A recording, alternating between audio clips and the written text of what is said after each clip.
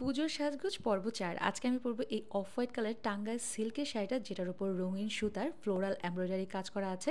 আর আজকে আমি চুলে খোপা করব, সেই জন্য চুলগুলোকে পিছনে বেঁধে নিয়ে এই হেয়ার বান মেকার দিয়ে পিছনে একটা ছোট্ট খোপা করে নিলাম। যাদের চুল আমার মতো শর্ট কিংবা মিড লেন্থের, তাদের জন্য কিন্তু এই ধরনের hair bun maker accessories kind of must have থাকলে খুব দ্রুত সহজেই বান মেক করা যায়। হেয়ার বান ক্লিপ দিয়ে বানটাকে সিকিউর করে খোপার চারদিকে দিয়ে দিলাম ফুলের মালা। এটা কিন্তু সত্যিকারের ফুলের মালা না, ফেক ফুলের মালা, কিন্তু এই কমলা রঙের জারবেরা ফুলটা সত্যিকারের ফুল। হেয়ার বান ক্লিপ দিয়ে এই ফুল দুটোকে আমার খোপাতে অ্যাটাচ করে দিলাম। জুয়েলারি হিসেবে এখানে আছে হোয়াইট অ্যান্ড ইয়েলো ডায়মন্ড কাটের একটা জুয়েলারি সেট। মেকআপের জন্য প্রথমে ফেসে দিচ্ছি এলফের একটা সিসি ক্রিম SPF 30+, বেশ ভালো একটা সিসি ক্রিম। নেক্সট আমার অল টাইম ফেভারিট কনসিলার টু ফেস্টের in shade almond. Next blush হিসেবে অ্যাপ্লাই করছি বেনিফিট কসমেটিক্সের বেনেটেন্ট, আমার গো টু ব্লাশ, খুবই পছন্দের একটা লিকুইড ব্লাশ। নেক্সট সেফোরার ফেস পাউডার দিয়ে মেকআপটাকে সেট করে নিলাম। লিপসে Maybelline 20 enjoy the view and then এর উপর ফেন্টি বিউটির ওয়াফল লিপ গ্লস।